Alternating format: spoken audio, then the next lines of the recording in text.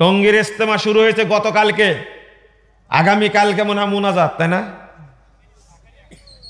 আমি বলে দিছি, অনেকদিন আগে থেকে বলছি, যেহেতু জুবায়ের গ্রুপ ইজতেমা করছে, জুবায়ের গ্রুপের অনেক মসজিদে সম্মেলনে মুনাজাত আখেরি বিদাত নাই, অতএব ঘোষণা দেওয়া হোক টঙ্গীর মাঠে এই বেদাত আর হবে না। দেখি কয়জন টঙ্গীর মাঠে যায়, বলতে পারবে এটা? আখেরি মুনাজাতের বিরুদ্ধে কোন ভাইরাস বক্তা আলোচনা করেছে কোনোদিন? কেন করেনি? আপনার তো শরম নাই, লজ্জা নাই, কোনোদিন বলেনি তারা।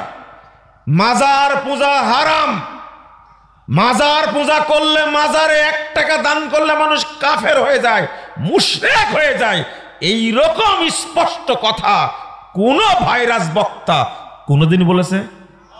আপনার শরম হবে কোন দিন? আপনার কানটা তার বক্তব্য নষ্ট করে রাখছেন আপনি। কেন বলে না এটা? কেন এটা হাদিসে নাই? মাজারগুলো ভেঙ্গে সব সমান করে দিতে হবে, এই কথা কোনোদিন বলেছে?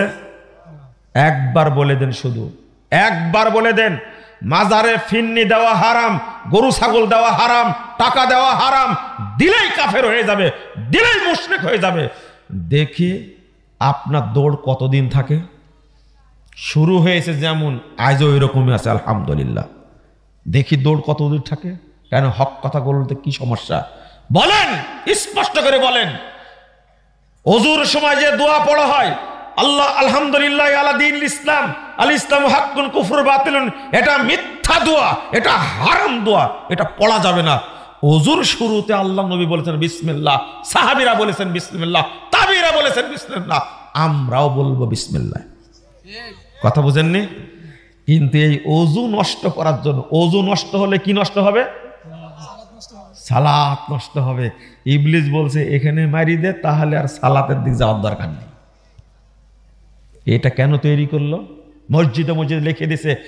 কেন রে ভাই, বাংলাদেশে একজনও কি ভাবক লোক নাই? ওযুর দোয়া তৈরি করলো, এর মধ্যে কি বিসমিল্লাহ আছে? এর মধ্যে কি বিসমিল্লাহ আছে? এটা নতুন ভার্সন। আগের একটা ভার্সন ছিল বিসমিল্লাহিল আলিয়্যিল আযীম, এটা একটা ছিল, আল ইসলাম হাক্কুল কুফর, এর নতুন ভার্সন বের হয়েছে এটা। তওবা তওবা তওবা আস্তাগফিরুল্লাহ। ওযুটাই শেষ, ওযুটাই শেষ। শোনেন, সালাত শেষ করলে কি করে? জায়নামাজের দোয়া বানায় দিল, ইন্নী ওয়াজ্জাহাতু ওয়াজহিয়া লিল্লাযী ফাতারাস সামাওয়াতি ওয়াল আরদ হানিফা ওয়া মা আনা মিনাল মুশরিকিন। জায়নামাজের দোয়া বলে এই দোয়া তৈরি করে দিছে। নামাজে দাঁড়ানোর আগেই দাঁড়ায় এই দোয়া পড়া মাত্র নামাজ সাথে সাথে বাতিল, সাথে সাথে বাতিল। কারণ এটা রাসূলের শিখানো না, সাহাবীদের শিখানো না, এটা হলো ইবলিসের শিখানো। ইবলিস শিখাইছে কেন? সালাতটা কি করে দিবে? সালাতের ভিতরে ঢোকার আগে আপনাকে বলি, তাহলে আজান বাতিল করলো, আজানের দোয়া বাতিল করলো, ওযু বাতিল করলো। আমি শুরুতে বলেছিলাম যে হাদিস, আবার ওই হাদিসটা বলছি, 681 নম্বর হাদিস। আল্লাহ রাসূল বলছেন ইবলিস প্রত্যেকটা আমলের সাথে থাকে, জড়িত। ও বান্দার আমলকে ধ্বংস করার কি করে?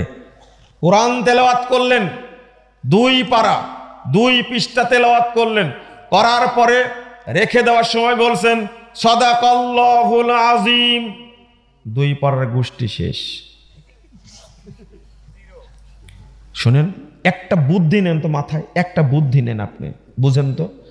আমি বললাম কোরআন তেলাওয়াতের পরে পড়তে হবে সুবহানাকা আল্লাহুম্মা বিহামদিক আশহাদু আল্লা ইলাহা ইল্লা আনতা আস্তাগফিরুকা ওয়া আতুবু ইলাইক। একটু শুনেন, একটু শুনেন। আমি এই দোয়াটা পড়তে বললাম, সহিহ হাদিস বর্ণিত হয়েছে, মা আয়েশা বর্ণিত হাদিস। আর ফজিলতটা কি? যত নেকি হলো, কোরআন পাঠ করলে নিম্নে 10 নেকি হয়। কত? নিম্নে 10। এটা হলো তার স্কেল, নিম্নে 10 নেকি। আরে উপরটা হলো 10কে আল্লাহ 700 বাড়ান, 700কে আল্লাহ অসংখ্য গুণে গুণান্বিত করেন। 10 এই 2 পৃষ্ঠা পড়ে যে নেকিটা হলো, এই দোয়াটা পড়লেই আল্লাহ নেকিগুলো কিয়ামত পর্যন্ত সংরক্ষণ করবেন। এটা হলো ফজিলত। এটা দোয়া আর এটা কি ফজিলত। কিন্তু আপনি বলেন তো দেখি, সদাক আল্লাহ যে বললেন এটা নবী বলেনি, সাহাবীরা বলেনি, তাবেঈরা বলেনি, তাবেই বলেনি। 2 নম্বর হলো এর কোনো ফজিলত নাই। তা আপনার মাথায় কথাটা কেন ঢুকে না? আমি বললেই কেন রাগ করেন আপনি?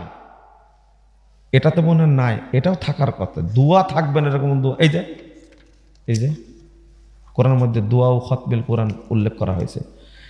আপনারা বলবেন যে দোয়া না তৈরি করেছে, এত সমস্যা কি? বলেন নাউজুবিল্লাহ। তো এটা কে করলো? শয়তান। দিনী আমলের সাথে শয়তানে আমল যদি অ্যাড হয়, সেটা আর কি আল্লাহর কাছে কবুল হওয়ার কোনো পথ থাকে? আপনারা বুঝেননি। যে গরু দুধ, ওই গরুরই পেশাব যদি এক জায়গায় করে, দুধ কি হবে? না মাখন হয়ে যাবে? মাখনের মতন হয়, দেখবেন। তৌবা তৌবা, দুধ নষ্ট হয়ে যাবে না? এবার আপনাকে প্রশ্ন করি, গ্লাসের মধ্যে পানি আছে, এই পানির মধ্যে পেশাব দিলেন, বলেন তো পেশাব নষ্ট হবে না পানি নষ্ট হবে? কেন পেশাব নষ্ট হবে না? পেশাব তো নষ্টই, পেশাব তো কি নষ্টই। তাহলে ইবলিস বেদাত ঢুকায় সুন্নাতের মধ্যে, আমলের মধ্যে। বেদাত নষ্ট করার জন্য না সুন্নাত নষ্ট করার জন্য? সুন্নাত নষ্ট করার জন্য। জীবনে আর কোনোদিন আমল করার ক্ষেত্রে বেখিয়াল থাকবেন না। দেখবেন কি এই আমলটা ঠিকঠাক সহিহ হাদিসের আলোকে হচ্ছে কি না, খেয়াল রাখবেন। সালাম ফিরাই দিলেন, আসসালামু আলাইকুম রহমতুল্লাহ, আসসালামু আলাইকুম রহমতুল্লাহ, কত সুন্দর। সাথে সাথে মাথায় হাত, কি বিপদে পড়েছে? সাথে সাথে কি মাথায় হাত, কি পড়ছে? ইয়া মাতিনো, ইয়া মাতিনো, কি কি ঘোড়া, এর কোনো দলিল আছে? এই দেখেন, রাসূল সাল্লাল্লাহু আলাইহি সাল্লাম বলছেন, সুবহানাল্লাহ, কত হাদিস।